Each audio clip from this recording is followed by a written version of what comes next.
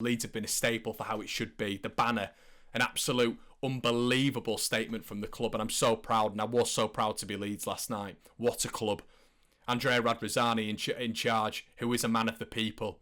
You know, a man of the people, a man of Leeds, and I'm so proud to say he is my chairman. Hello everybody, hope you're doing fantastically well. It is Connor here, and we are back with another reacting to video. We've got a lot to react to today. We've got banners, we've got social media posts, we've got pundits' opinions, we've got Leeds getting a fantastic draw against Liverpool, another set of points against a top 6 side, and really pales into insignificance, doesn't it, with everything that's going on. I almost felt a little bit of a hole in my heart yesterday whilst watching my beloved club, the club that I've cherished for 27 years, the club that I absolutely hurt with when we lose, and I'm in adoration and elation when we win. And at this moment in time, it feels like that's been taken away a little bit, and the pain is being attributed to something bigger, something that's killing football, and we're going to get onto that, so please stick with me through this journey of events.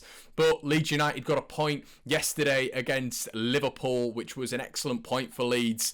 The first half, I thought we were flat by our standards, weren't we? Really flat by our standards, because Leeds United, normally it's the zippiness of our passes, it's the high press, it's the dynamism on the wings, it's the switch passes which are so effective over the top, and Leeds didn't really get into the rhythm of it. And the reason I say that, it's not being negative, it's not because of the level of the opponent, because I don't think the opponent last night was that good. It was because Leeds weren't really able to get into our rhythm. I thought we were flat, we weren't really up for it, and maybe you can turn round and say the news did affect them in terms of what was going on yesterday, the events, everything which magnified the Leeds United versus Liverpool game. You know, we had it earlier on in the season where everything magnified the Leeds United versus Manchester United game, and in that first sort of 10-15 minutes, Leeds weren't on it. Well, we weren't on it for the entire first half, really, 4-0 down inside 29 minutes, but it had that flat feel, and we speak on this channel pretty consistently about knowing what Leeds United is going to turn up within the first 5 or 10 minutes, and I had a real sort of empty feeling yesterday, not just because of the news, but I just didn't really feel that we were showing our best side. And what happened in the second half, we showed our best side. In the first half of the first game against Liverpool, we showed our best side. We were superb in the first half against Liverpool last time out, and that was against an absolutely unbelievable Liverpool side. You know, likes of Jordan Henderson, Van Dijk, Gomez, Salah, Mane firing, Firmino firing. They were unbelievable, but Leeds took them to we took them to the cleaners in stages of that game, and we really implemented a blueprint on how to play against Liverpool and how to beat Liverpool. And I think Leeds United were the first side who really put it on Liverpool and showed that you don't have to be fearful going up against Liverpool. You can put it on them. You can put it on Trent Alexander-Arnold. You can do that even with the Championship side. And that's why I was so disappointed in the first half. But the second half, Leeds were superb. Back to the Leeds United we know. Incisive passing, creative passing as well. Playing a much higher press. Getting about the pitch a lot better runs, a lot better attacking movements. And that's what I loved about that second half. We fully deserved the point. We should have got 3 points in my opinion. 3 massive chances. Bamford hitting the bar, Bamford one-on-one, and Tyler Roberts who got to get a goal, hasn't he? He has to get people off his back and to get people like me not talking about him in a negative sense, but talking about him in a positive sense in terms of he's got the assist, he's got the goal, and last night once again in front of goal it was poor from Roberts. But listen, there's a lot more to talk about, and it was a great point for Leeds, but it didn't feel like a football game. As I've said, it felt like a political movement yesterday. You know, not getting these people in power, not getting these absolute money merchants in charge of football. And the scary thing is they're already in charge of football. We've seen that Ed Woodward has stepped down from UEFA yesterday. We've seen 12 of the clubs get rid of their membership from the ECAs, which essentially means that the Champions League now is only occupied by PSG. We don't know what's going on there. And there's been an agreement now, and there's 12 clubs, 13 clubs, I believe, actually, that have agreed to this European Super League. And it's terrifying. It really is terrifying for football. It's terrifying for grassroots. It's terrifying for Championship clubs, Premier League clubs. What is going to happen? But guys, this is happening. This is happening. Hold on to your seats, because this is going to become a thing 100%. Florentino Perez was talking last night, the Real Madrid chairman, about how the contracts are all legally binded with all these clubs, and the clubs can't get out of these contracts, even if, you know, people talk about them getting out of it. And we heard Neville and Carragher talking about, hopefully it's going to be Manchester City who are going to get out of this. You know, Manchester United and Liverpool, I mean, the owners, and they've sold their soul to the devil already. But Manchester City, they've built a community. Sheikh Mansour has built a village. He's built a heritage at Manchester City. He's changed the foundations of the club, the Women's Super League. And as Neville and Carragher said, it only takes one. And Manchester City are a big one. The community field that he's built. Manchester City are an unbelievable club now. They really are a staple of modern money and what it can do and how you can build in a community. And they've done so much work to get that, building the little sub-stadium as well. And to just throw that all away to be part of this plastic competition, which sees no relegation. It sees no relegation. What is sport? What is sport? Is this what it is? No relegation, no competition. It's terrifying. It really is. And the trickle-down effect. What's going to happen with sponsors in the Premier League? What's going to happen with sponsors in the Championship? What's going to happen with TV money? What's the Premier League going to do? Are they going to protect us? Are they going to make this sort of a niche thing where, yeah, don't get me wrong, we're not part of the Super League, but guess what? The fans are here, the hub are here, it's passionate here, so come and watch us here and we will still get loads of views. Will the Premier League market it like that? Which I think is the way they should do it.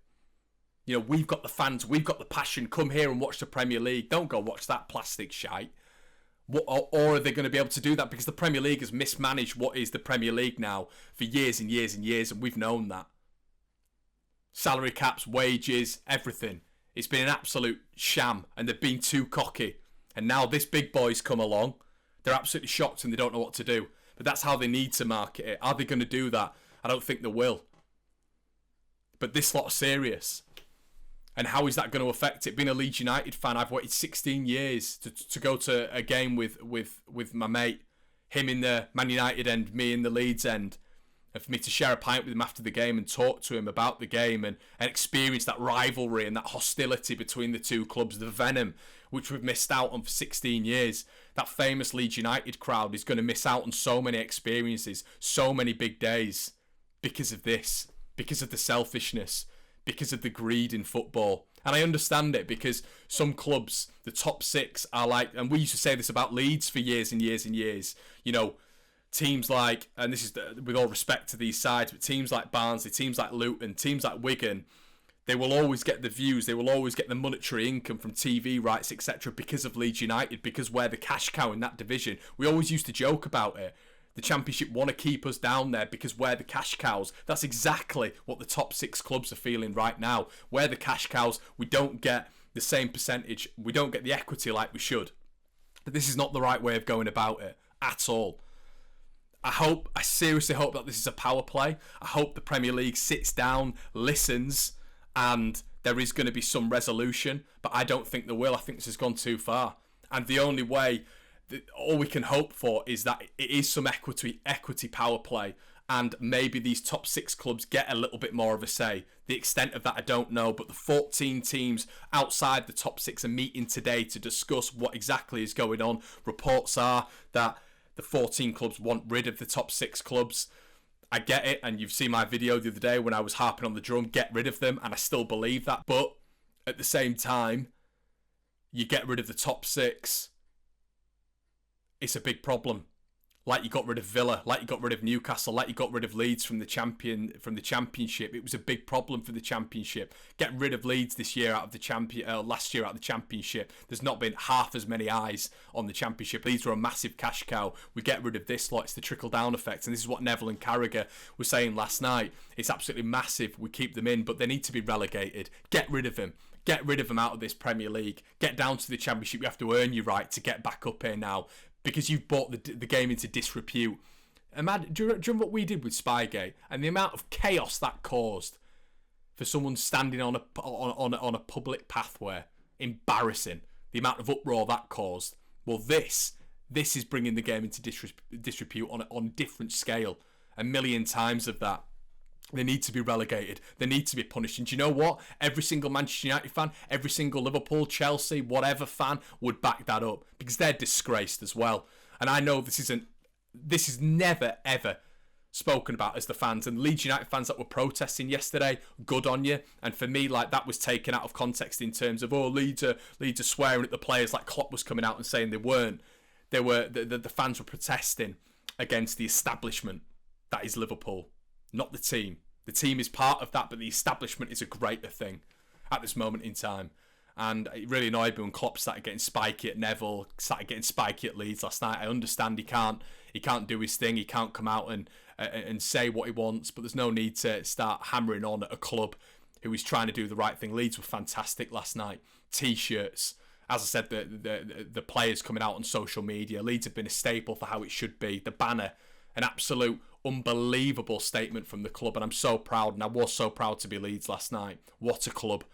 Andrea Radrizzani in charge, who is a man of the people, a man of the people, a man of Leeds, and I'm so proud to say he is my chairman. We don't have any of these money garments, any of these merchants in charge of Leeds United. We've had it in the past, but now we haven't. It just shows what a good stage we are at as a club. Angus Kinnear cares. Marcelo Bielsa cares. Victor Orta, you saw him last night holding up the T-shirt, cares. Andrea Radrizzani cares. They will never ever sell their soul to the devil. I don't care who comes out and says they will. If the money was on the table, they would not. They would be in the same mindset as Bayern. They would be in the same mindset as Dortmund and PSG, because we know our owners. We have that connect with our owners. We're transparent with our owners, and that's a rarity in football. And if you do not understand that, that's because of your ownership. That's why you don't understand this. And this is why Leeds United right now is powerful. And I'm so proud to be Leeds. I'm so proud to be part of this establishment. And we need to keep doing what we did yesterday. The protests, the banners, the T-shirts, the social media posts. The players need to come out and keep voicing whatever their opinions are on the subject, because they have the power. We've been empowered about so many things in recent months, haven't we? And this has been highlighted by players week in, week out. Well, this is the death of football.